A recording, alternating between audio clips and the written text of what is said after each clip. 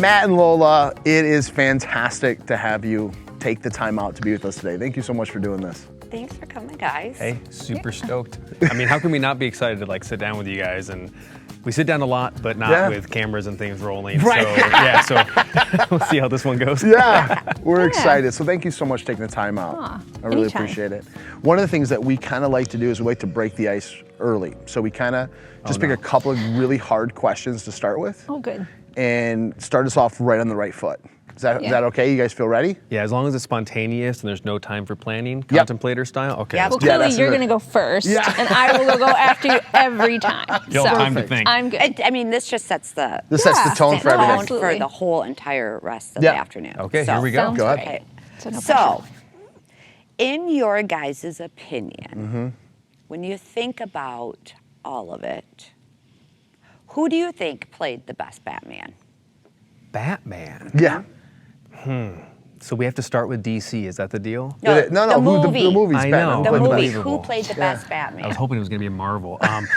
So for me, I'm going to go Michael Keaton. Yes. And the reason I go Michael Keaton is that's Tell us. 1989 Batman, Yep. and I was 9 years old. Yes. So I think it's more the emotional reason. Yeah. It's like I'm connected to it, right? It Totally. was special to me. Yeah. Val Kilmer's a close second. I don't know why. I don't know why either. But the first one I completely He was agree just with. cool. I don't He know. was cool. I thought so. Yeah.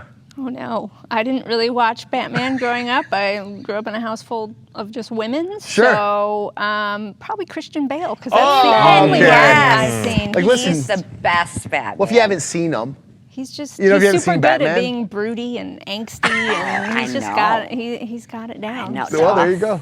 Right? Yeah. And how many super people? tough. How many people have answered Ben Affleck? None. None.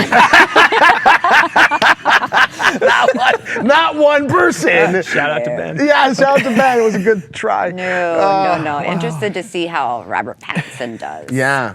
Oh, He's going to yeah. be the skinniest Batman I think Yep. we've ever seen. He sure will. So. That'll be fun. That'll be fun. All right, next question. You guys know me and Mandy really well.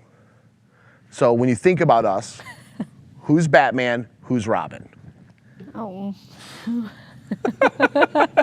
That is one of the worst questions that I've ever heard. So it depends on what the criteria are. Everything life. Yeah. Everything. Life. Yeah. So if it's who is understanding, in charge, taking care of things, then who's kind of the sidekick to bring up the rears, I would say Mandy's Batman and Carl's Robin. Oh, yes. In that case. Yes. If it's just who's doing the most work, you know what I'm saying? Yeah, okay, fair enough. Yeah. All right. See, I was gonna say Mandy's Batman and Carl's. Love it. Wow. Love it. Yeah, This is great. It's great. I'm glad everybody approves. Yeah. And even with the subconscious, like who's Batman? Yeah, who's tried hard. It's like, who's Batman? Who's Who's Robin? Robin? You Yeah, know? no. No. All right, fair enough. Well, this was a great interview. Thanks for coming, guys. It was great. Thank you so much. Well, no, seriously, thanks guys for coming. I Yeah. did really, this is for us, and one of the things we're just really wanting to hear from people on is your experience as a Christian, right? When you got saved, what that experience was like, just kind of like breaking down your journey, what Christ did in you, right? We know that the power of testimony changes lives. And I think it's super important that each and every one of us share what God's done for us. Sure. So if you could, tell us, Matt, if we could start with you, tell us, how old you were when you got saved, your experience, what it was like for you. You know, so I grew up not in the church. Yeah. And I realize this will be funny because you know a lot of this, obviously. Yeah. But not everybody does. So I grew up outside the church, and when I was 33, my older brother John passed away. And he was 3 years older than me. So I was 33, he was 36. And I think it's important to say it wasn't like when I lost him that I went searching, like, what's the meaning of life? But what did happen was some really, really loving Christians. The pastor who lived next door to my parents, pastored a Baptist church, and my brother had been going there with my parents a little bit, because they loved the pastor. Yeah. And so I started kind of, showing up there a little bit with them, and just to be with the family and whatnot. But the more I saw Pastor Phil was his name, and his wife Jen, and I watched how they came to the hospital and visited John, and how much they loved my family, and I got to know them pretty well. And it was really a big testimony to the character of a Christian and how they interacted with me, a non-Christian, non-believer, non-church guy, and inviting, loving, welcoming. And when I look back now, I didn't know at the time, but I realized also one thing was missing, and that was judgment. Yeah. No judgment. Yeah. And so I felt safe, and I started hanging out there. So good. And for the first 4 weeks, I never read the Bible, and I had no interest. I was just, I liked the people. Right. Yeah. Yeah. And funny story, so I would, I was really bored at church, but then I found out that everyone had the Bible on their phones instead of on paper only. Right. So I was like, this is gold. So now I could pull out my phone, and I went and read my favorite Jack Reacher book. Amazing. Wow, when he said turn to, Philippians 2, I was like, oh, great. And I'm like, oh, yeah, this is, oh, amen. And I'm reading that. So for me, I have like a special place in my heart for anyone in church in the back rows up on Facebook or whatever. Oh, yeah. And you're thinking, oh, come on, pay attention. But I'm like, man, like the seed's going in. Yeah. Because Totally. God was reaching me. Yep. 4 weeks later, I don't know what happened, but I got really curious. I know now it was just the Holy Spirit just jumping in my body, man. Yeah. And it was like night and day. I woke up the next day and I just couldn't get enough. I wanted to know. I'm watching debates on YouTube for Christian leaders. I'm reading the Bible every chance I get. I'm going to every Bible study there was. I started going to the Point Church on Sunday nights at the time when it was an Orange County plant. Yeah. And I was going to the other church Sunday mornings. I was getting just as much Jesus as I could. So cool. And it was just, I wish I could say it was, this happened. Yeah. It was just this moment when I went from, I didn't have an interest to God just totally inspired me, and I couldn't get enough of who he was. I wanted to find out everything I could. And that leads us to you as well, and both of us, It because does. we got married not being saved. Yeah. So it's interesting how God reached us two separate ways and brought us closer together through it. Yeah. That's my take. No, totally. Yeah, I was going to say, because it was within a short period of time of one another. Like Matt's brother, I don't even remember the year now, but he passed around September. 2013. Yeah, and so he passed in September of that year, and then around October, Matt was just really on fire and doing it, but it was great. Like I at the time was like, that's great. I like you. I went once, and I was like, not for me. Sure. But I did grow up going to churches. Yeah. And I started going, my sister, oddly enough, I love not coincidence, but I love the nature of God, because my sister made best friends with the pastor's daughter her high school years. And ironically, the townhouse where we lived, where he had moved to, was just right across the field was the church of the friend she'd made, the pastor's daughter. And so I was 12 or 13, and the choir director, I still remember him, I'll always remember him, Charlie. He asked me if I wanted to sing on the choir, and it was an older church, right? It was Presbyterian. Everybody was probably more up in their 50s, 60s. Wasn't a whole huge youth contingent, but there was a few of us, especially on the choir. There wasn't a lot of young people on the choir, but he was just such a sweet man. He was the biggest sweetheart. I mean, probably the best example for me I had at the time of a father figure, because I didn't really grow up with one. Yeah. Because my parents divorced when I was super young. So I think just that alone struck me as I think back on it, right? Like I started going and I sang anytime I could get. They had 2 services on a Sunday. I sang both services. I'd sing holidays. I'd sing anytime he asked me to sing, because I loved it. So, I was getting the word of God, because they sang hymns. Yeah. And I didn't think about it at the time, but I sang all those hymns all the time over myself and over the people, and it was a full choir, so I was constantly receiving the word of God. And I think for me at 16 or 17, I had wanted to get baptized, but obviously they do sprinkle baptism, which isn't full baptism. And so I got baptized, but I remember after I got baptized, and I just remember, because I was like, I heard about the power of Jesus, right? Even though I went to youth group there and stuff, we never opened the Bible once. Really? Never once. We did a lot of fun stuff. Do you read Jack Reacher on your? I did, because we always did fun stuff. We were doing pizza and games, but we never talked about Jesus when I think back, right? We never talked about him. We never talked about who he was, but I'd heard about Jesus, right, in my life, even though I was young. I'd heard about his power. And I remember when I got saved, when I thought I had gotten saved, right, when I knew I wanted God, because I'd been going to this church, I'd been singing. I was like, I want this so much. And then once I did the baptism, I remember the next day, maybe it wasn't the next day, but a little time later, I remember being like, I'm still so angry. Yeah. Because, I'd grown up in such a like so many people, right? Such a broken home, such a home fraught with just bitterness and anger over divorce, and sin hurts people, right? Yeah. Just dysfunction. And so I just so badly remember, I was like, I just want to forgive him, and I just want to be happy, right? I remember that at 17. It's like, I just don't want to be mad anymore. I'm tired of being mad. And I just remember, though, that I had this moment, and I am going to cry, so it's great. I just had this moment where I just remember I woke up and one day I was just still so angry, and I was so disappointed because I was like, it doesn't work, right? And I was so disappointed because I was like, I did everything, I prayed, I went up there, they did the baptism, and it doesn't work. And, that sent me on a whole different trajectory for a long while in my life, trying to search for, I think, what I was missing. And I learned a lot of things, and I learned really well what counterfeit is, and so I think God uses all things for good, but it sent me down New Age, and it sent me down all these different avenues, especially when I was in my 20s. I moved to California. I grew up in Colorado, obviously, but I moved to California when I was like 21, and I just remember there's so much there. There's many more opportunities, so many more things to get into than there was in Colorado. Colorado was kind of like here, it's a small town, small suburb town, and there's not a lot going on. Notwithstanding, Michigan, right? There's just not a lot going on when you're young and in your 20s, and you want to see the world, right? 'Cause you've lived your whole life in this small town. You're like, I just want to escape, or maybe that was just me. I'm like, I want to get the heck out of here. And, I feel you, girl. Right? I totally I just want to run yes. away from home and be somebody on my own and see how I can make it. But when I was there, I just, I ran into people and I ran into things, getting into, like I said, New Age, and I think doing all this stuff. And my point in that is that I kind of did that from when I first got to California all the way up to the point where Matt's brother, was passing. And I think after he passed, Matt got into church life again, and, I'd gone to the Baptist church, and I was like, oh, this is familiar. Not interested.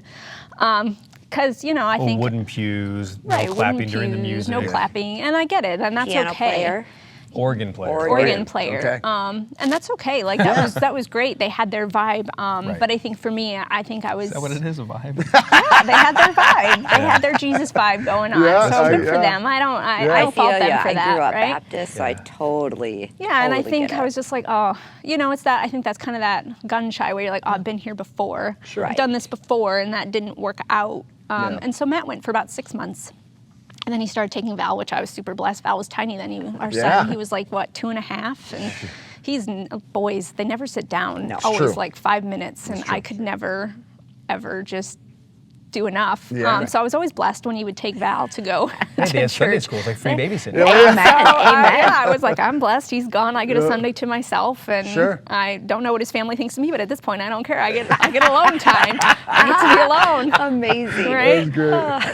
And so I think what was really neat, what I love about God is 6 months into it, I see Janet Kinkle, right? Yeah. She posted on her Facebook page about the point, and I was like, and I knew Janet for a while. Janet worked for Matt.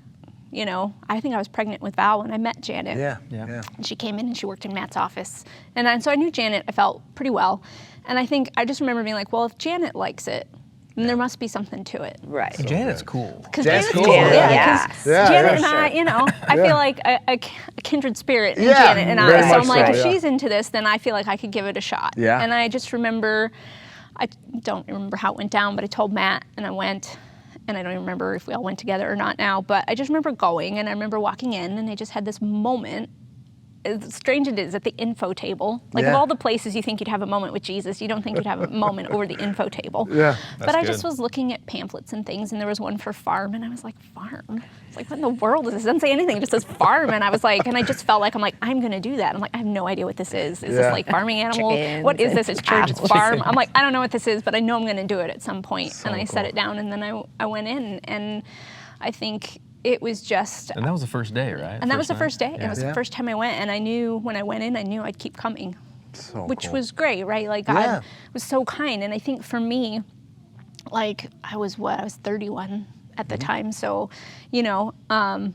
it was kind of a nice, I guess, redemption in a way to get to come back around to this point with God where he's faithful, right? Yeah. Like even though I walked away disappointed, God didn't disappoint me, right? Yeah. It was more of the organization, the church, and not talking about Jesus and not talking, the Holy Spirit wasn't present there in the church I was in, and it wasn't God.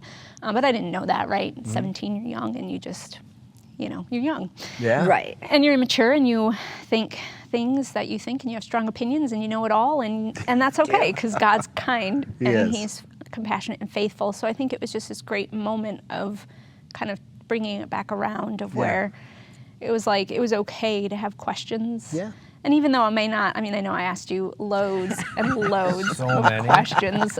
I don't remember you asking that many, but I'm sure there were a lot. Sure. Because we should tell everyone, you guys were leading the Point Orange County campus at the time. Yes. And we didn't understand campuses. We were just like, there's a church. Yeah. And we knew, I was like, why is everyone from Michigan? Yeah, We didn't understand it. yeah. But you guys are leading it, Yeah. and that's where we first met you, and Yeah. came to Yeah. Yeah. I don't know, where we are. Yeah, so I think it was really a nice moment to really finally have this aha moment with God, like, I see what you were doing all this time. So good. I see where you were leading me, even though I might have walked away and gone off. You didn't leave me.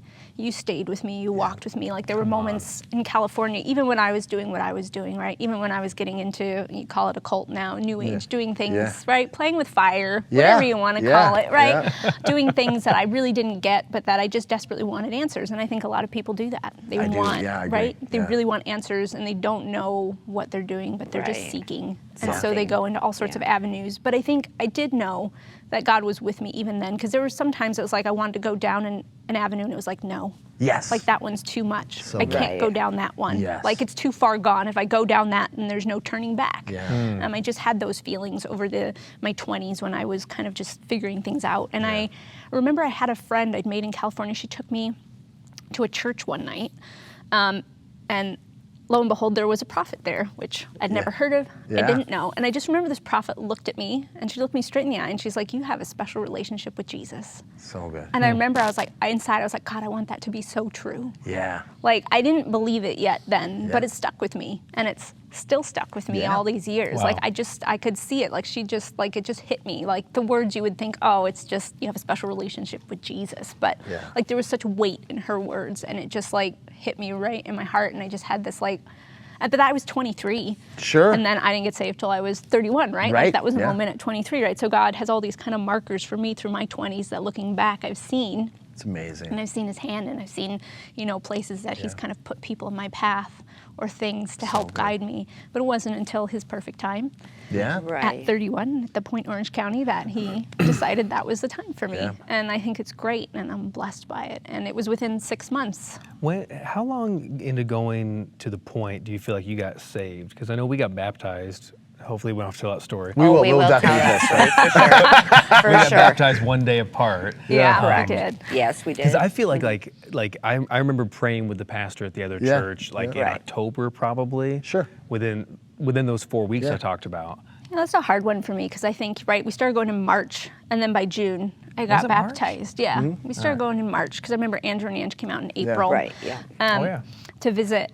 And I remember we started going in March, but I just remember by June, it was like, I want to get baptized, I want to do this. So I don't know, I don't remember if there was this specific You didn't go in the corner time. and pray the prayer and No, I know what it was for me. altar call. I'd already forgotten that. God gave me this dream one night. I had a dream, and it was a very specific dream, because in the dream, I don't remember everything, but I remember the basic gist of, like, there was these two ways at the end of the dream. It was like, there was this woman with, like, tarot cards in the dream, and she turned them over, and it said darkness and death. Yeah. And I woke up, and all of a sudden this darkness came over me, and I sat up out of bed, and I was like, all right, if I keep going the way I'm going, then that's my answer. Yeah. And I don't want to keep going that way. So I woke up and I was like, I want to get baptized. That's good enough for me, Lord. You're great. I'm Pick done. the new card.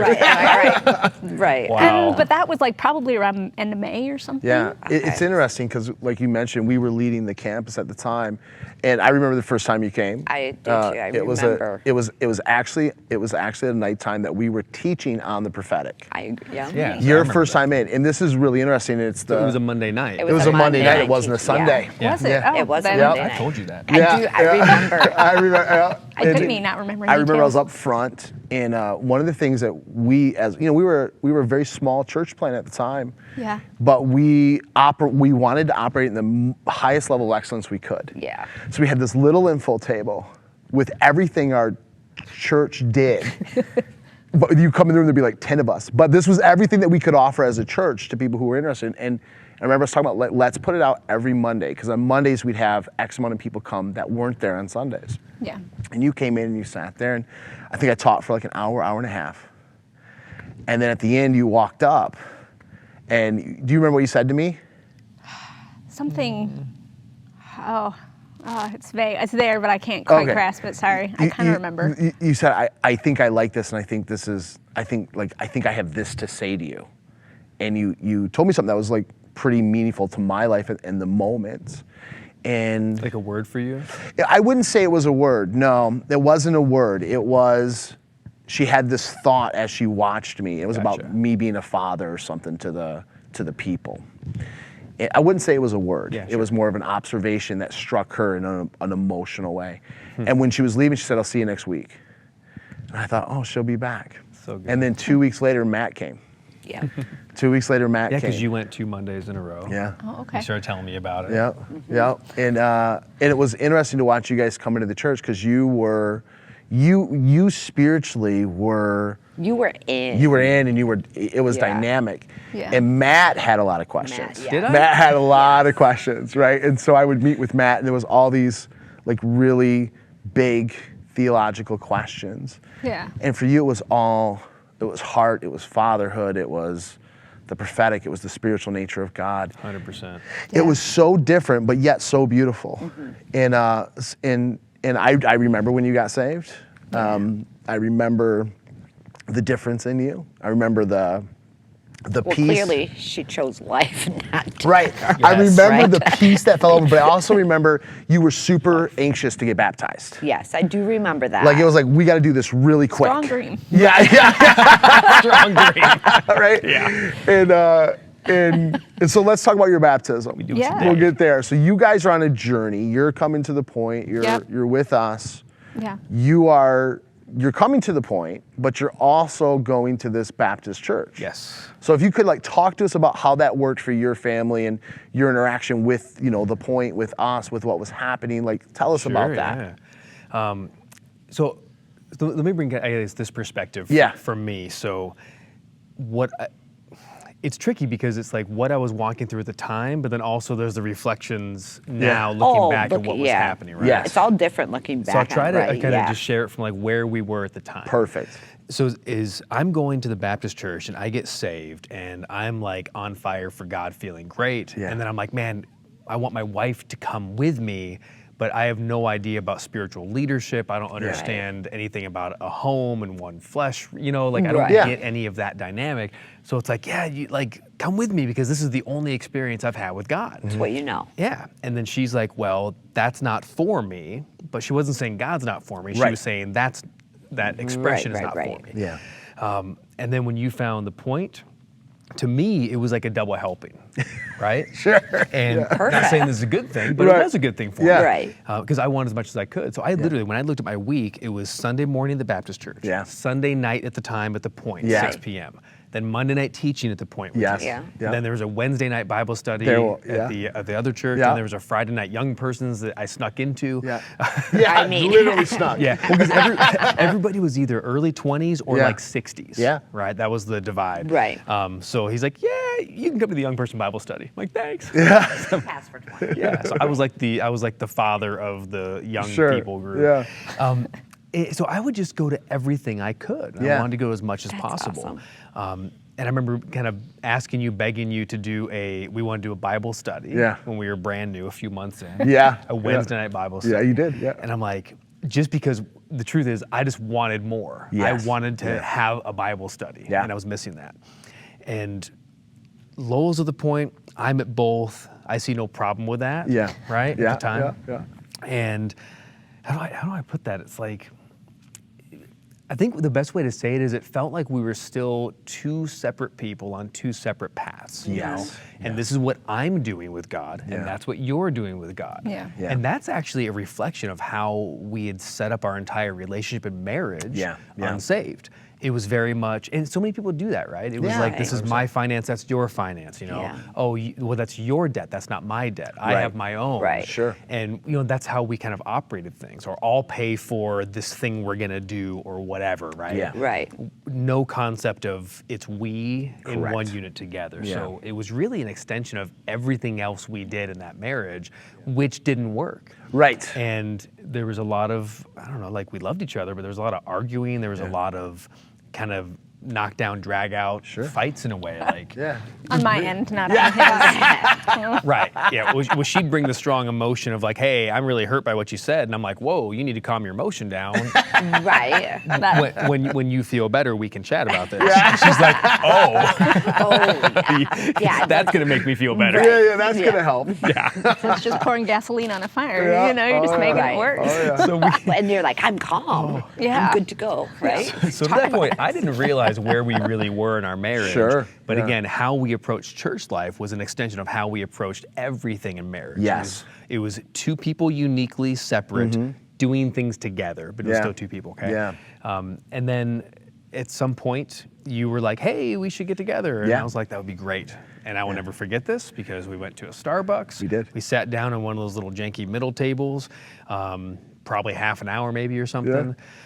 I don't remember. I probably didn't buy you coffee because I didn't have a revelation of sewing. I bought you coffee. I appreciate that. I was like, thanks, man. That's great. So good. But we sat down and you were like, and I appreciate how careful you were about this, but you were like, hey, essentially, I'm not going to tell you where you should be, like, but you need to seek God and pray. And I believe you're supposed to be planted in a house, in a church, and you're supposed to be somewhere together with your wife. Yeah. You need to pray about if that's with us, or if that's where you are, or whatever. Yeah. And in a way, you leave this open, but you gave me that clear teaching of we need to be planted somewhere, and we need to be planted together in total unity in it. Yeah. And I had never somehow considered that. Sure. Yeah. Because I think up until then, our life was, this is our life, and we love going to church, and we know this God is now in our lives. Yeah. Right. Yeah. Versus after that, and we prayed, and well, how that went for you, she knew for 6 months. Yeah. Story of our life. I was gonna say, Literally the story story of of our our life. life, yeah. But so I brought that to you, and we talked about it. And you were like, yeah, that's supposed to be the point. And I was like, well, hang on, we should pray. Yeah. Like, don't we want to talk about it? Right. Yeah. She's like, I already know. She's known since, the first day. It's the first day. I was Yeah. like, I know this is where we belong. And Yeah. I'll just wait for you to catch up. I would like to say I was very gracious about it, but I wasn't. I was Which very is literally impatient. every prophetic word, every revelation, every direction we've ever had since Yeah. being saved. Yeah. This is the experience. It's, Sure. I'd like to think I've gotten more gracious, though, as I've grown. Well, you know, just to say, in the beginning, I was not. I was just like, I mean, impatient. come on, like, I know it's where supposed to be. Can you hurry it up and get over Right. here? Because you're taking too long. And it probably was only 2 weeks, honestly. When you have the absolute certainty that you can Yeah. only get from a word from God, it was like, you know that you know that you know. And I'm like, well, I don't get how that works. Sure. Yeah. Because as you know, we talked a lot in the beginning. You said I had a lot of questions, and I did. Yeah. I think an important part of our testimony together is that difference in ourselves. Yeah. Yeah. For Lola and me, that when Lola walked in the church, she could feel the presence of the Holy Spirit. Yes. And and I don't want to speak for you on this, but we've talked enough that it's like the emotion and the spirit, and it's like, yes. Yeah. Right? Yeah. And for me, I always grew up so skeptical in life. Yeah. And I don't think mostly negative skeptical, just Yeah. more, I don't know, scientific skeptical. Yeah. Where I'm like, well, hang on a second. Yeah. How do we Right. know this is true? Let's find Right. out. Yeah. And I always approached life that way, and I approached business that way. So when somebody would say, oh, God's real because I feel him, I'm like, well, how do you know that's God and not just a good feeling? Sure. That was what Yeah. I always was thinking. So when somebody would mall walk and, evangelize and say, I just feel like God loves you and can I pray for you? I was like, sure. Yeah. And they close their eyes. Oh, I'm praying for you. And I'm like, And I gotta be honest, like that's how I was. You know? Yeah. Not like that's never going to reach me. Yeah. And God could reach me, but not through. It's like every way isn't for everyone. Yeah. You know. Yeah. Right. And that way was never for me. I never got reached that way for 33 years. But I started watching these debates, and I started getting really into the apologetics, the arguments for Christianity. And so when we came to the point, Lola's like just diving into prophetic and diving into healing and prayer and power hours and so much. And look at her, she's just like, it was great. Yeah. It's like, finally. Yeah. And my highlight of the week genuinely was Monday night teaching. Yeah. Because just like me and our buddy Joe was like, what about, I got a question on Leviticus. Right. Oh my gosh, yes. Oh, yeah. You're teaching on something, right? Yeah, Like teaching on Psalms. I was or teaching teaching- on Luke, and he asked about Leviticus. Yeah. And it's like, and that joke has just always stuck with us because it was just such a funny moment of. It was beautiful, though. But because it says like, well, this is where I am. Like I'm reading through the Bible and I got to this thing and I can't reconcile this thing that was written in this one verse and I just want to understand it. Yeah. And I wanted so deeply to understand God. Yeah. I wanted to know which way is right, which way is wrong. Yeah. And I didn't grow up in church, so I didn't just take it for granted. It was like, well, if there's all these different, I'm losing the word already now. There's Methodist and there's Sure. Baptist, and Right, there's, right. Denominations, belief right. systems. That's a word, yeah. Yeah, okay. Good. See, this is how much I've let this go. I don't even. I'm like, what's a denomination? Yeah, That's yeah. But there were so many that I was Yeah. asking a lot of questions of like, well, what are we? And is this one right or is that? But these guys, and I was asking these little kind of logical questions. And I know you remember this night because you always remember the most important nights for us. Somehow you remember. But we walked outside of Monday night teaching, and we're right outside Chad and Janet's office building where the church was meeting. And I asked you a question about 5-point Calvinism. Yes. That I don't really even care about. Yeah. But I was like, I need to know this question. Yeah. And you looked right at me and you said something to the effect of, buddy, I don't really know if that matters. Yeah. But I would suggest that you get to know Jesus. Yeah. And you just told me to go after getting to know Jesus, not studying the different religious, theologies. Yeah. And my first reaction that whole night was like, that dude is dodging my question. That's how I felt, 'Cause I'm like, why won't you just tell me the Calvinism question? Yeah. And it wasn't until the drive home, and because we were like 30 minutes from the church. Yeah. And 5 minutes before I get home, it was like, wait, maybe he cares enough to tell me what I need to hear, not what I asked. Yeah. And that was the moment that started me letting go of the need to be logical. Yeah. I'm still a very thought first, feeling second kind of person. Absolutely, yeah. But when it comes to God, it was like, okay, I let the guard down and I let down the need to be right and to know. And once I took that perspective, then I could read the Bible with mystery. Yeah. Right? And go, hey, I'm not supposed to know everything, so I'm just going to believe he's here. Yeah. I'm just going to Yeah. believe it's true. 100%. And then I jumped into the word that way. And then these little Leviticus questions and whatever, they started almost answering themselves. Really? Yeah. I still have questions about Leviticus. So. Well, it was funny. It was like I tried to explain it. It's almost, I feel like it was from faith, if I go to the inside, into the heart first. Right. And then it's like, there's still lots of questions. But if I come from a place of faith and understanding first, then the questions change themselves in a way. The Bible actually says that. It says that we have faith and we add to that wisdom and knowledge, right? And I think when your church, we were church planning.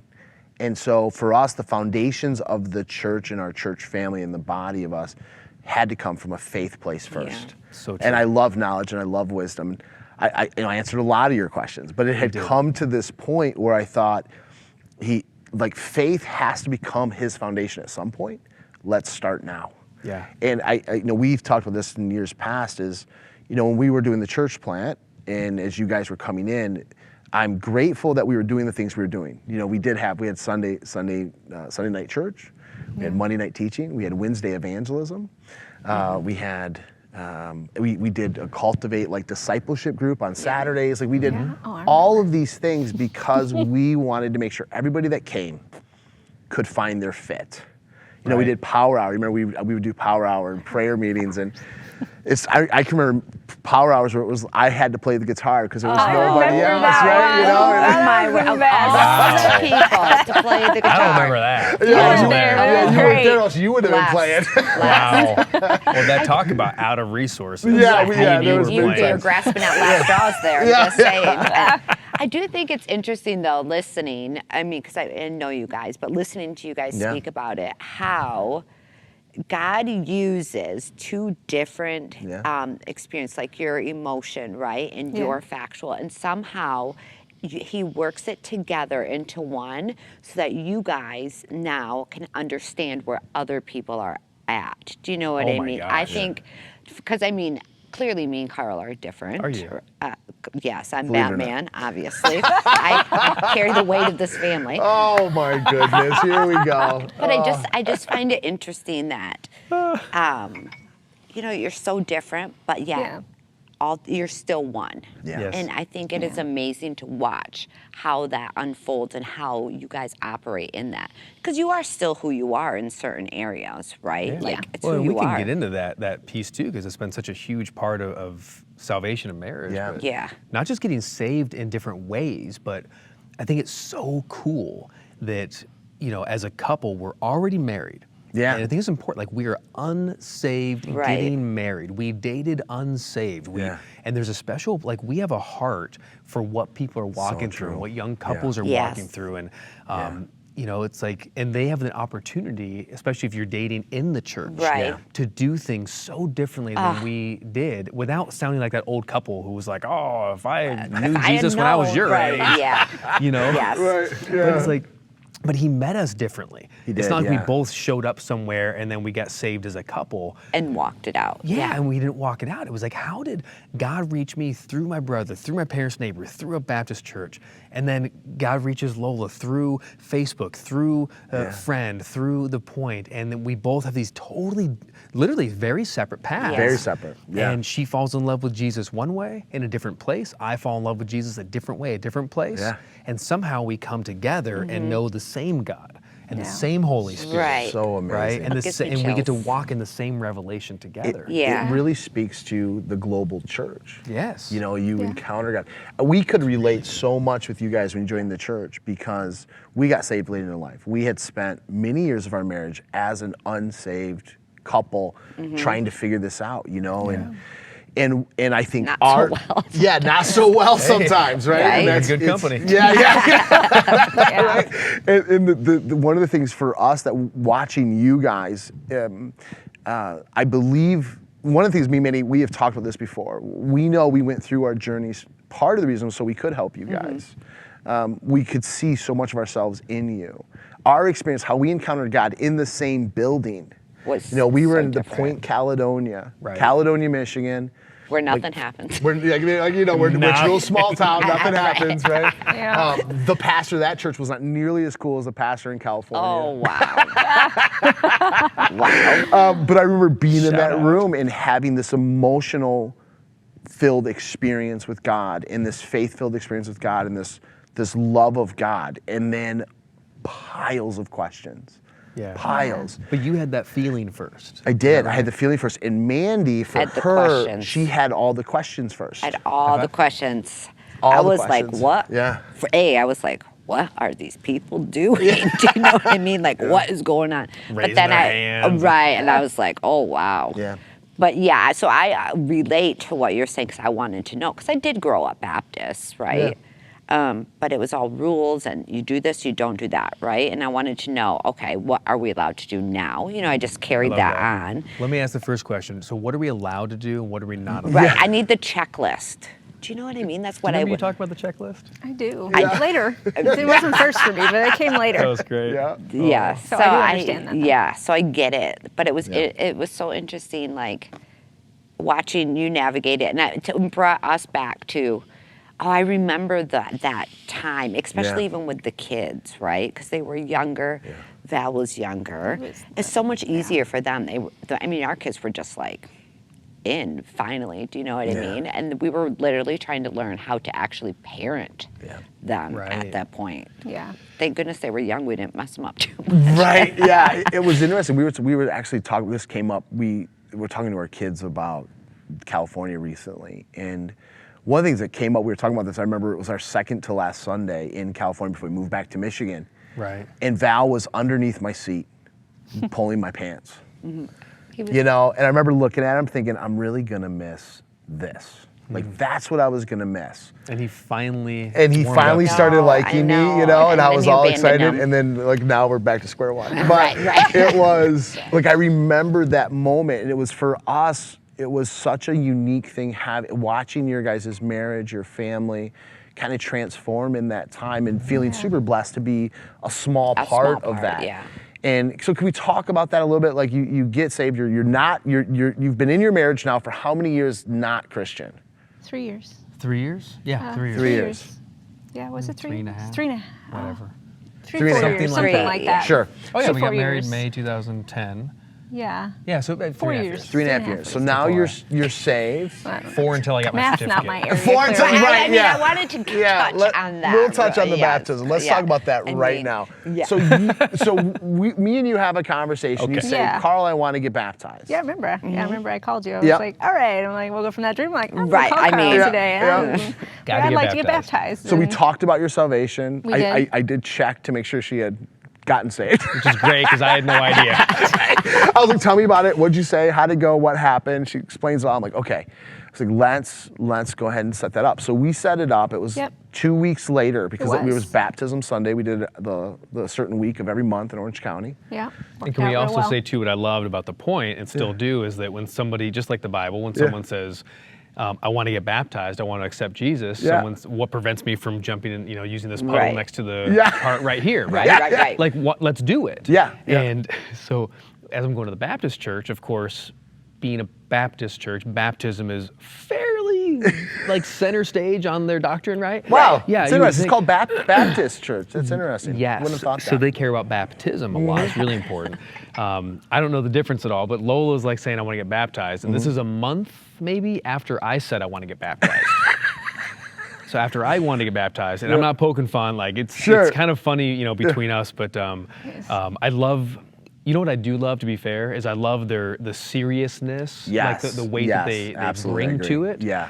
Because it is a really important moment. Big moment. And it's really 100%. important. It was important to the pastor that if you're getting baptized, you understand 100%. what it is and why you're getting baptized. Yeah. So Right. I took a 3-week class on baptism. With that said, Right. it was 2 weeks turned into 3 because there's a lot of teaching. But he was so excited. He was like, "If you want to get baptized, great. Let's let's schedule a class." And I'm like, "But can I get baptized?" Like, "Yeah, we just got to get the class." And I'm like, "All right, great."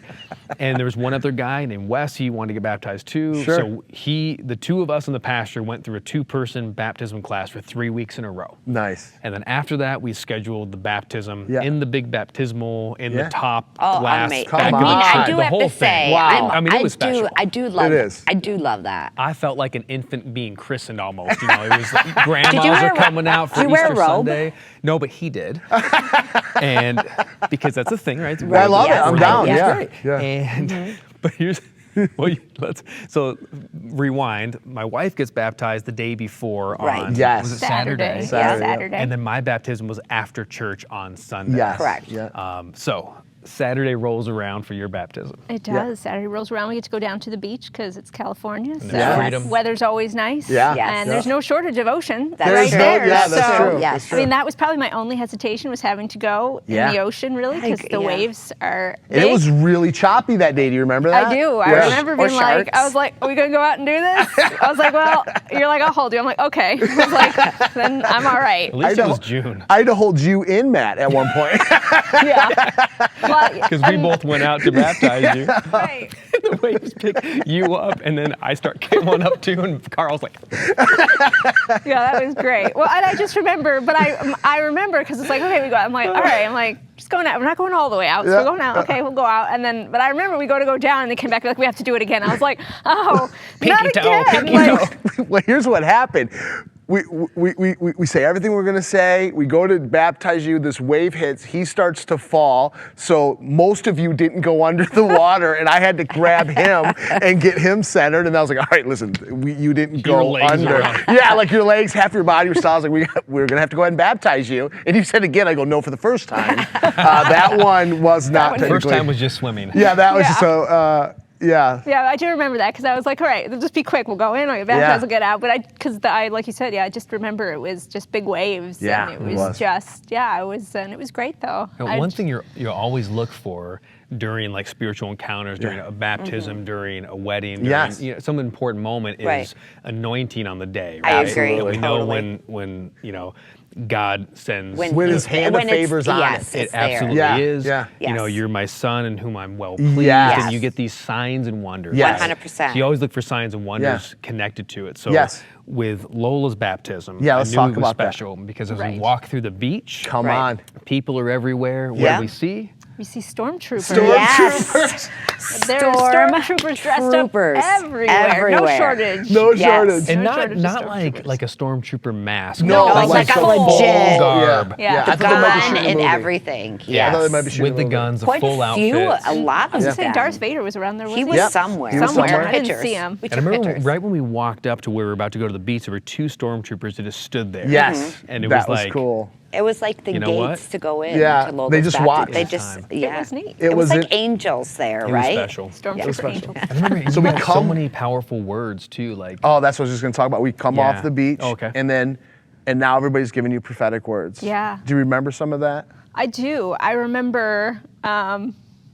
I don't remember every word, obviously, but I do remember just Karl's and Mandy's. Of course, I got them etched in my brain. I do still have the recording, and I do still listen to it. But I just remember something.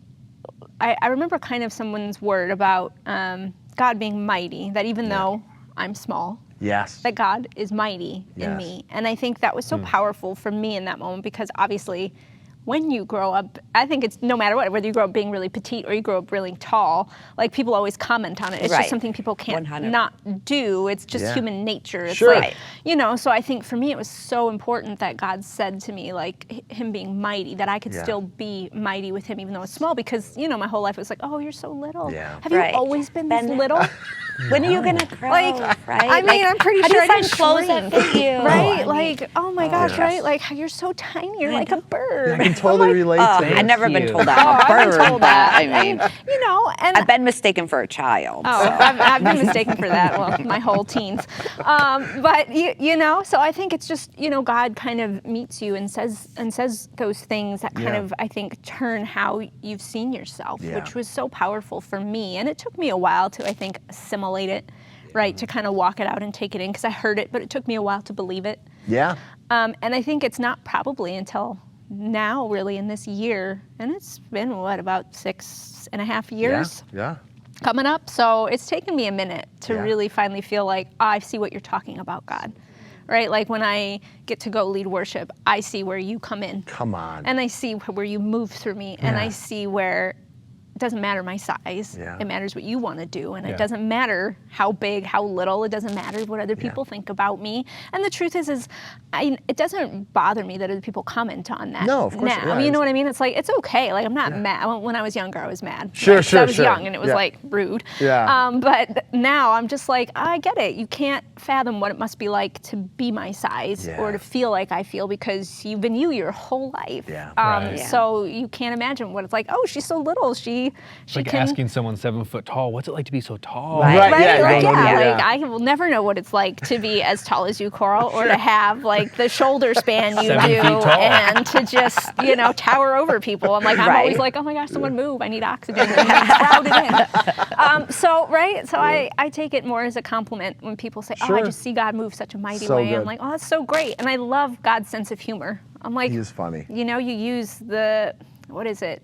I can't remember the saying now, to confound the wise. Basically, use the weak to confound the wise. And in a way, I see that's like I'm so little, people underestimate. And that's fine because I love to see God move in a way that I think kind of amazes people because I know it's not me. Right. And I'm so grateful because there's no pressure there. I'm like, I don't Right. have to make that happen, but you're gonna. And So that's good. great. So I think those words really spoke to me at my baptism, and they really they kind of launched me on questioning, I think, ideas and beliefs I'd had over time growing up with well-meaning people that just made comments that I took really personal. I'm a super personal person. Yes. Everything's personal.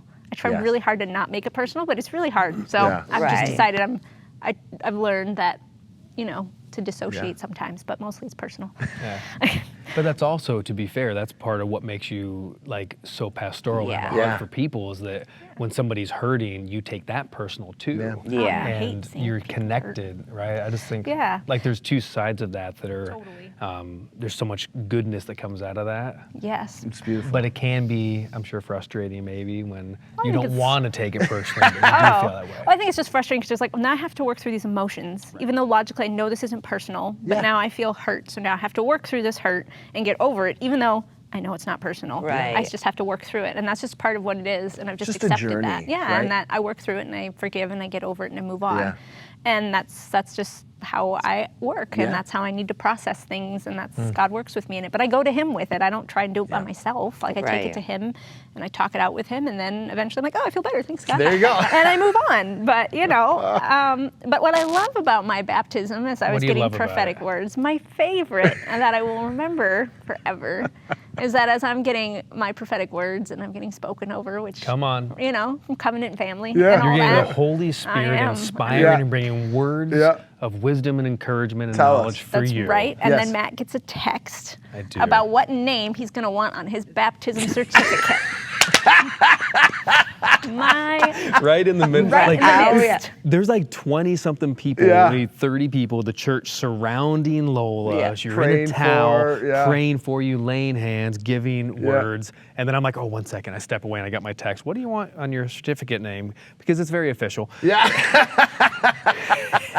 Because I'm getting baptized the next day. Yeah. And I think this is an important quick story to share It too, is, because I've said this to someone before. This is the first time I know that I was disobedient to God. Yeah.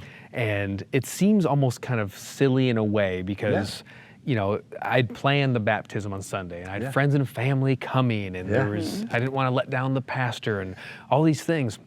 But when we were in the circle praying over Lola, I felt so strongly God saved me. It was one of the first things I felt like God actually told me. Yeah. And I felt real strongly. I was like, I should go get baptized right now. Yeah. And not knowing, I couldn't discern spiritually versus worldly things. Right. Yeah. So in a natural sense, it was like, oh, I don't want to let down the pastor. I don't want to change plans. I have people coming. Can I get baptized twice? I don't that's not right. You have your certificate. And my right? certificate's Yes. coming. Yeah. And I already have the frame picked out. Right. Yeah. But in the spiritual, it was God saying, this is your house. This is your covenant family. I want you to get baptized into this with your wife right now together. Yeah. And so the wrath of God came through a sunburn on my, no. But I'll Do tell you remember what you said to me when we were sitting there? Do you remember our at the conversation? beach? Yeah. What did I say? You looked at me and said, I'm supposed to get baptized, aren't I? Uh-huh. And I said, yeah. Yeah. And you're like, but I got to get that certificate. I did not say You I did. got to get You this. said, I got to get this. certificate. I got this. You said, I have. You're right. You but said, I have it planned, or I have. No, you said, I have the they're already printing up my certificate. That's what you They're said. already printing They're my already printing up my certificate, and my whole family's going to be there. Right. And then I'm thinking, like, do I just lie to them and not tell them? Yeah. And like, what a weird thing, right? Yeah. But I think what this does for me, though, is I look back to this as such a strong example of choosing between God's will and like the natural or the world's will or your own will. Yeah. Right? It's like this makes sense, and this is what I should do, and my family's there, and this is kind of what I want to do. But God says do this. Yeah. And it was the first and probably won't be the last time, but like the last time that I wasn't aware of it, at least. Yeah. That now I realized God said to do this, and I was like, no, God, that doesn't make sense.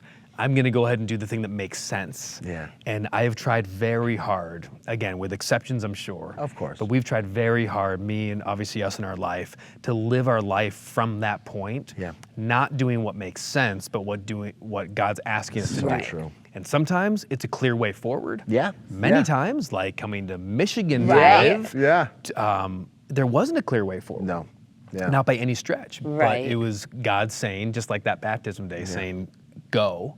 Yeah. And we have to decide, are we going to listen to God? Yeah. Or are we just going to do what logically makes sense? And I don't want to keep doing that.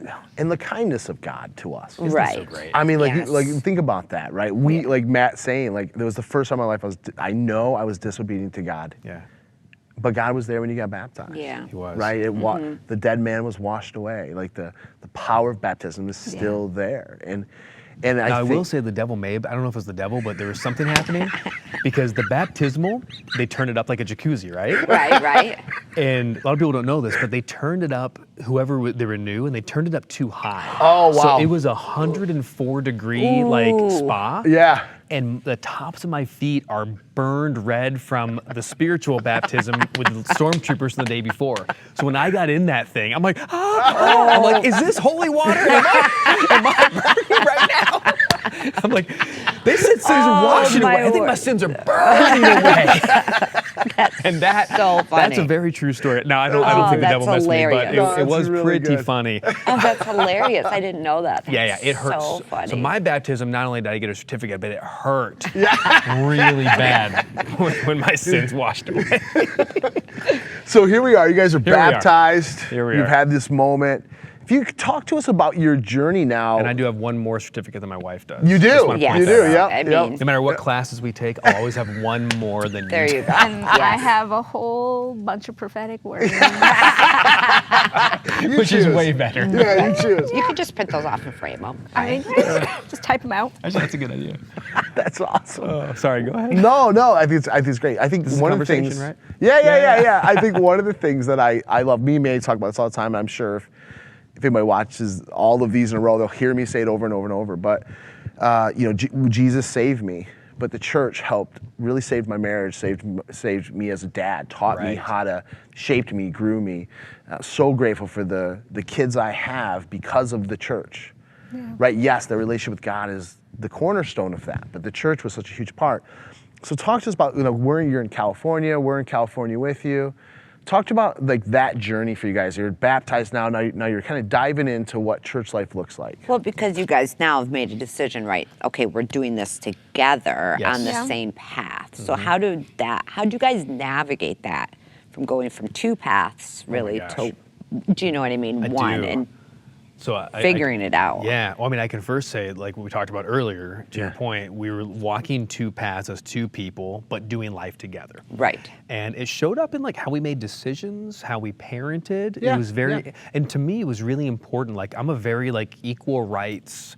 I don't know if advocate's too strong of a word, but I just believe that. Like Yeah. Right. I never grew up like. I'm sure accidentally or without being aware. I'm sure I've had different thoughts about race or sex or gender Right. or whatever, but intentionally never. Yeah. You know what I mean? Yeah, yeah. Like I saw kids of different race the same. And when I saw my wife and I, it was like, hey, you're equal. Like we're Yeah. the same. So let's, we both are voting kind of thing. Sure. So I saw it as sort of like two CEOs running a company. It's like Sure. the two of us are in this together, Yeah. not seeing from the spiritual perspective how that we could lead together, Mm-hmm. but how a husband could lead and how a wife could follow without that sounding sexist, without right. that sounding like the world would make it, if that makes sense. Yeah, right? absolutely. For sure. And both of us trying to understand how do we do that. So we're coming into this basically 50-50. Right? Yeah. Yeah. You're in charge half, I'm in charge half. Right? Let's do this. Yep. Rather than playing to our strengths and playing to our differences and Yeah. understanding that you're better here and I'm better there and so forth. So we're living separately that way. And then we start to, we get saved and baptized and we're trying to understand walking through this revelation. But to me, at least, my experience was still struggle. Yeah. It didn't make sense. And I didn't know how to lead a spiritual home. Yeah. And that's where definitely meeting with you two. Yeah. Having not just church family in our life, but having discipleship in our lives and inviting leadership, right? Like we didn't, I don't know if we saw you that way or not. It was like not as much like leadership in the church, but it was like we saw you guys as very much like authority, spiritual authorities, spiritual maturity, mothers and fathers, you know? Yeah, absolutely. And it's inviting that into our lives and saying, please help us. Yeah. Please shape us. Please do something because we don't know what we're doing. Yeah. You know, how do I read, you know, creating man and woman in Genesis, but how do I apply that to real life chores in real life Sure. and allowance for the kid and you know what I mean? All Yeah. those things. Oh, yeah. Right. So for me, I think we started off with a little bit of a struggle. Yeah. I didn't know it was a big struggle, really, until we're walking saved now. Yeah. Now I'm realizing, wow, there's actually a lot of stress and struggle between the two of us and how we operate that. Yeah, well, I think because, like we spoke about earlier, I think because you and I are so different, we're so opposite. different. I mean, I think what works for us is we share the same values, and we do have similarities. Yeah. But there's just parts of us that are so opposite. I think those would always, it would just hit Big every rabbit. time. You know, and I think for me, once we're together walking this journey out, you know, right, you're like, the man's supposed to lead the home. So me, being the gracious wife I was like, well, what are you going to do? Right. Oh, girl, I know. Yeah. Why Figure aren't it you out. leading? Go on, why aren't you leaving? I'm like, I don't know what I'm doing. It's your job, not mine. So I'm sitting here. You know, it wasn't exactly very helpful. Sure. Well, and we supportive. both approached a lot of things in marriage like that. Like we talked about finance and having a budget and values, right? So you had a high need and still do for like security and certainty and knowing and planning. I have a high need for like spontaneity and you know, whatever we want in spur of the moment, right? Yeah, why not? So, but if I'm working and you're home, there was this funny thing that in the world makes sense. Oh, well, you make the money, so whatever. Right. I didn't have a need for a budget, you did.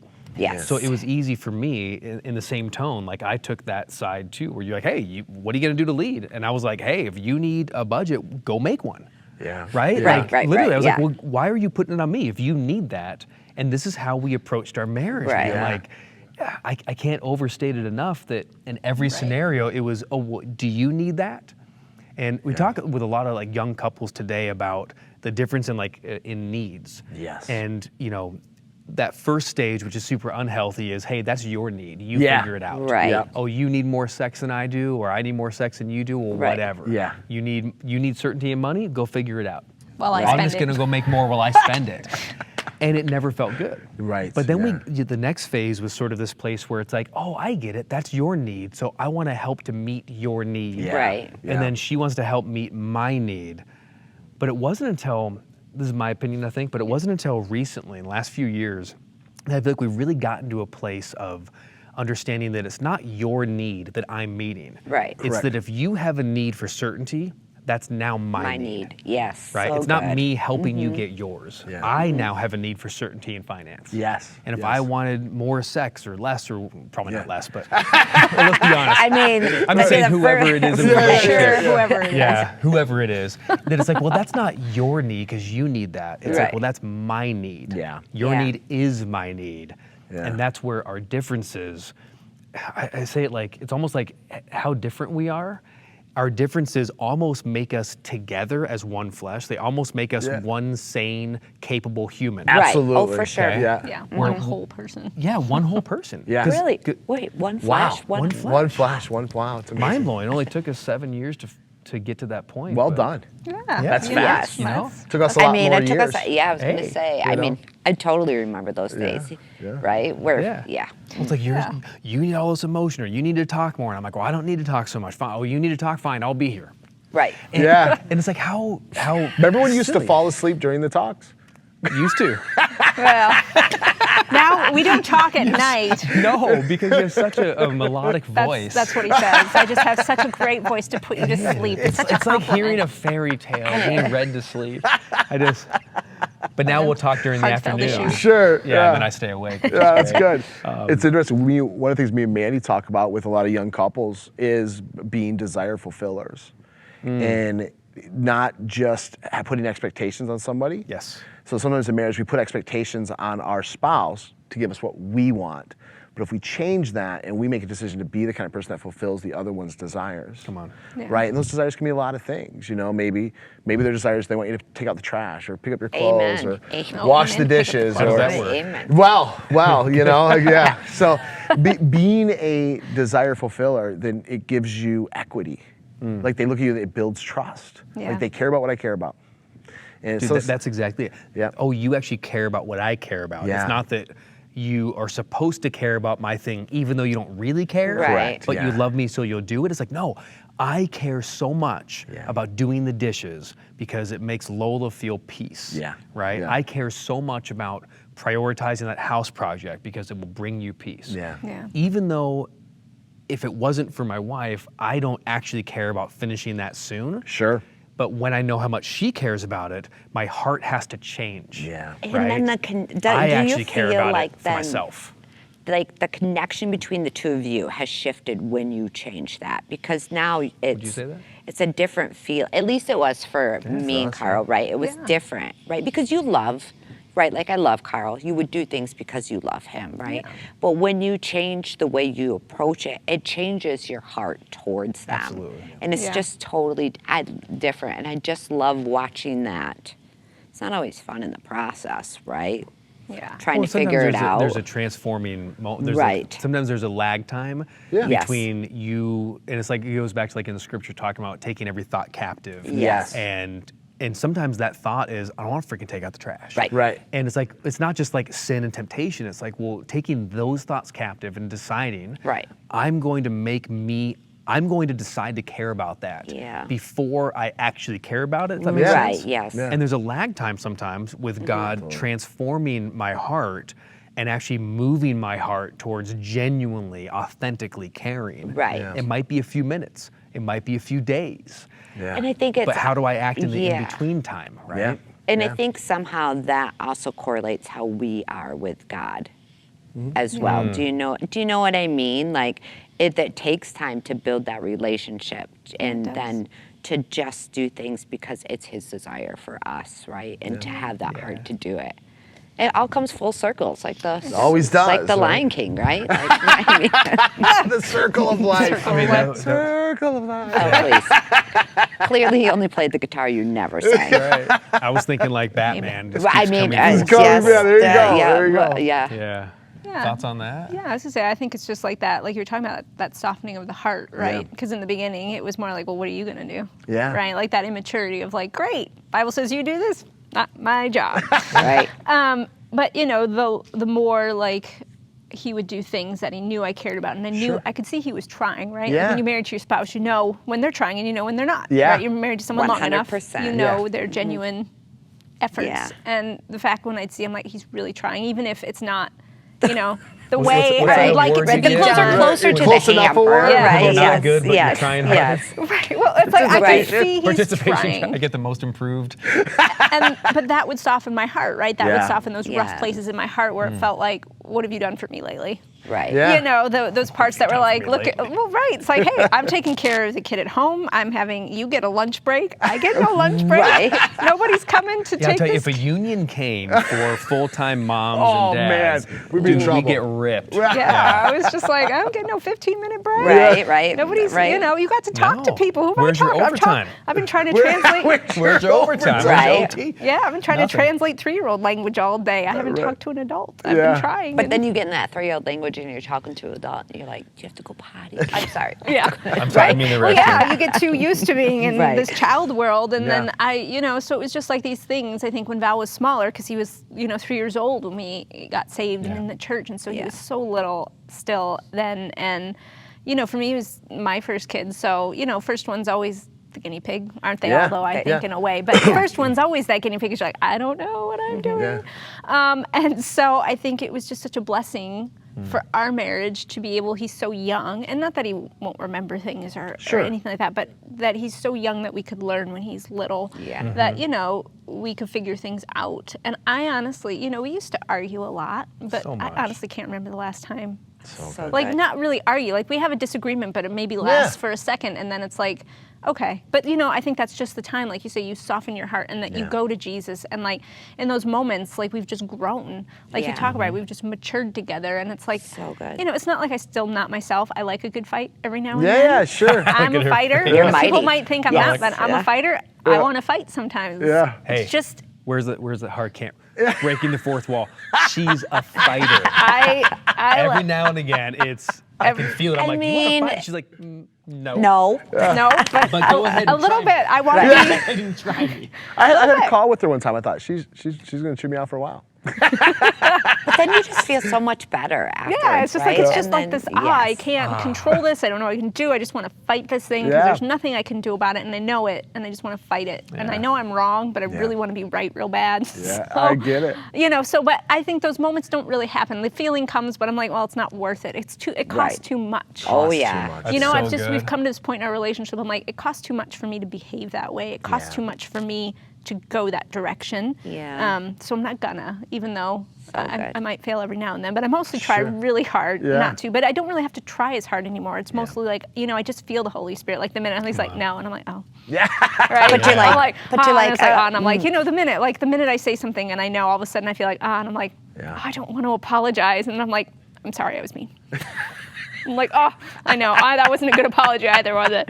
No, You but know? it changes everything. It because changes everything. Earlier on, right, before we just kind of allowed, I guess, really like let the Holy Spirit soften our hearts the way that He does. Yeah. It was definitely a different experience where it's Yeah. like, well, I don't want to apologize because then I'm wrong, or whatever it is.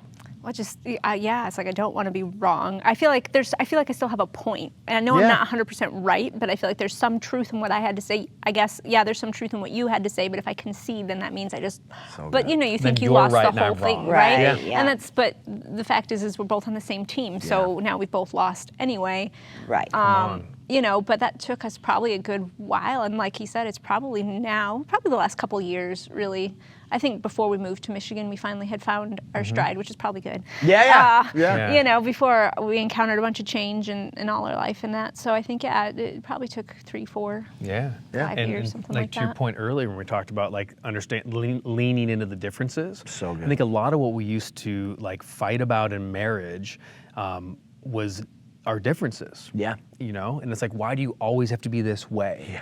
And you know, so emotional, you're so logical, whatever. Yeah. And it was Such like a things like robot. that. That was so nice. She might say that. Such a robot. I used to. You know? And you'd escalate an emotion, and then would. I always learned as a kid to de-escalate Right. emotions. That's Yes. what I do. Yep. You know, because when there was emotions in my house growing up, I didn't like it very much. Yeah. It was always Yeah. anger. Yeah. So that reminds me, and it was like, well, let's change this. But to that point, once we understood, really got that it's not just that we're different. It's understanding, and I've said this to just, I was talking to a friend in our church just recently about this, kind of challenged with like, hey, you know, I'm kind of struggling right now in the relationship, and it was like, well, what's happening? Well, differences. Yeah. You know, I have this need, you know, my spouse has that need, Yeah. and how do you deal with that? And I thought, man, it's a whole other level to understand that it's not just that we're amazingly different, and that we can collaborate and bring something with that. Yeah. But it's why did God bring us together? Yeah. Lola and Matt, why in the world would an omnipotent, amazing, you know, all-knowing, Yeah, all-seeing come on. God bring two such different people together? There's a purpose. There's a reason Yeah. that He needs Right. my side, He needs her side, and when He brings us together, we are a force to be reckoned with. Yeah. And when we Amen. get to walk side by side, walking through life together, So there's good. something we can bring with our differences together. Yeah. You know, it's like I like role-playing games a lot, right? I've been playing through Final Fantasies again. Yeah. I'm up to number 6 now. I started with the original 1987 one. But watching that, it's like, you know, you find these parties where you have like the Yeah. fighter and you have the mage and you have the Yeah. whatever, right? These different roles. Yeah. And I look at us together as like, if your party was only one person, it was just the melee fighter, Yeah. totally lopsided. And then if you only had a healer, Yeah. you can't, right? It's Yeah. totally lopsided. So I was like, why did we started asking those questions and praying, God, why did you bring us together with our differences, with our abilities, with our hearts? What are we here for? And when we began to understand that, and we see how this whole unit works, Yeah. and to that point too, beyond just us, it's like bringing Val, our son, into it, Yeah. and saying, well, okay, there's a reason why currently we're this unit of 3. Right. Why did you bring these 3 human souls together into a family? What are we as a family meant to do Right. moving forward? Team Browning, what are we here Yeah, for? come on. And it's only when we begin to understand that we actually have surplus to pour out. So So true. I good. can't imagine being in leadership or even having time or emotional ability to meet with anyone. Yeah. But Yeah. early on, all of our meetings were with each other. Yeah. Right, Trying yeah. to figure us out, Yeah. trying to resolve our stuff. So and then when good. we do that, it's like, oh, take a nap. But now it's like we're getting more efficient with it's like, okay, we get who we are, we get what we're doing. And that takes 15 minutes. So good. Amen. It's like Come we on. get that done Monday morning. Okay, great. Now for the week, who are we here to affect? Yeah. What do we want to contribute? And we can show up to, whether it's leading worship on a Sunday or it's having a couple over on a Friday or it's whatever it is, Yeah. Right. we can be there and overflow from So good. how we're blessed. If that all makes sense. Makes Yeah. perfect Yeah. sense. Hey. I think it's probably a great place to kind of end today's session with that realization of who you guys are as a couple and how you Team affect Brauning. change. Team Brauning. What a great Yes, time. I love it. We right. we always no have. hyphen in team. We've always yeah. We've always kind of lived our family in a way where all the kids and us we're all here for a purpose and we're Right. Yeah. together for a purpose. And now we have a son who is no longer at our house. He's moved on. He's out. I know, but he's now creating his home. And what his and his wife's purpose is. And it's a blessing to watch you guys operate from that space. You guys have been a huge blessing to Amanda and I. 100%. Oh, in yes. so many ways. So many. And we're very grateful for you. We do like to end with Right back one at ya. question. I was Thanks. gonna gotta say, say. yeah, we're always blessed by you guys. Yeah, we do Yeah. want to end with one last question. Oh no. If you could think about Iron Man. Yeah. Oh, I agree. He's amazing. Oh goodness. If you could go back 10 years ago, what would you tell yourselves? What would you want to tell yourself 10 years ago? 10 years ago, how old is that? I'm doing the math in my head. Nice. Either one. 10 years Yeah. ago. You want me to start? You start, please. Okay. Yes. If I could tell my 30-year-old self, Yeah. two big things come to mind. One would be it's okay to experience before you know. Yeah, really Sometimes knowing comes from doing. Yeah. You don't have to know first and then do second. And then the second thing would be understanding seasons. Really good. That seasons in life, like, Matt, you got to get this, man. You're 30. You feel like what you're doing now in work or in relationship is what your life is now. Yeah. But it's Sure. not. It might be an extended chapter. It might be a Sure. short chapter, but it's a chapter in your book. So dive into the chapter knowing that you might have another one. I So very good. much thought more permanently then, and now I feel I kind of think more seasonally, I Yeah. suppose. Excellent. Yeah. The thing that comes to my mind is kind of trusting more, but trusting that knowing. Yeah. Because for me, it's like the knowing spirit, right? You have that knowing in your spirit from God. And so for me, I would be like trusting more because I've always been prophetic. There's always been these knowings, Yeah. but then I've doubted when Yeah. I was Yeah. younger and I second guess myself and I don't take the risk. I don't say the thing that I know I need to say. It's like, oh, Yeah. but then it happens and it's like, oh, right? You're like, I was, Right. like it was Should've said right. I something. should have said something, Yeah. right? So I guess I would be like more trusting and trusting to just, it's okay to be yourself Yeah. and to be in your lane and to be who you are and not always second guessing, not always thinking, good. oh, but if I do it this way and worrying, oh, am I gonna, because, don't always worry about hurting people's feelings. Right. Yeah. Because that usually I'm like, oh, if I do it this way, someone might be hurt, and I care Right. and I love people and I don't want anybody to be hurt, but that's No. impossible. It is because I can't control other people's emotions Yeah. and their feelings. So I think for all those other feelers out there that might be like me, I'd go back and tell myself to not worry so much about So good. hurting other people because that's, I know my heart. Yeah. And you have to know your heart. And when you know your heart, you have to stand firm in that. Wow. And that's good enough. That is good enough. Right? That's good good. enough. There's nothing So else you good. can do besides stand firm in who you know you are. And not everybody's going to get it.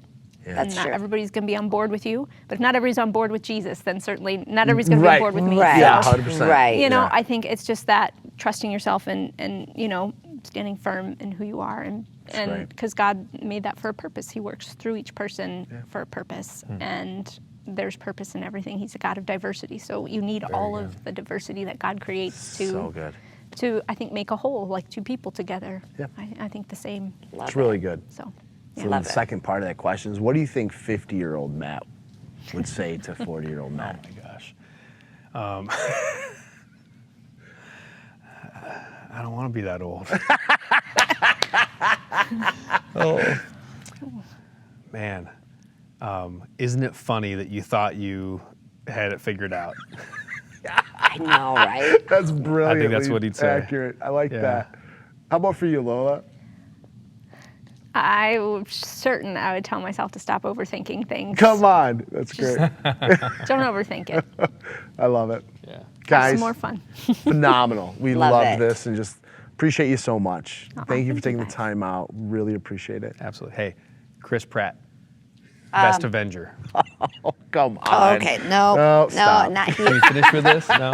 He's Who's the best not. Avenger? He's funny. Funniest Avenger? Tony Best actor. Stark. Tony Stark. Yeah, I would agree. Robert I would Downey agree. Jr. Robert Downey Jr. Robert is the Downey best. Jr. He was the He best. was He was the so best. good. All right, we'll agree to disagree. What did he do though? He did nothing. Which Chris one? Pratt. He just made Whoa, whoa, funny whoa, jokes. whoa. Whoa. Robert Downey Star-Lord? Jr. at least Whoa. saved the world. He did. He, you know, did. I mean, he was a. I'm Iron Man. Look, it You know all what I came mean? together at the end. Yes. The sacrificial. Because It of was Robert amazing. Downey. Oh my gosh, amazing. But I'll give Chris Pratt He's his just the best. props for, helping Yeah, he was around. in things. I mean, he'd had good comic relief. you He know? did. Best Avenger. I think we can finish on that thought. Thanks, guys. Yeah. Anytime.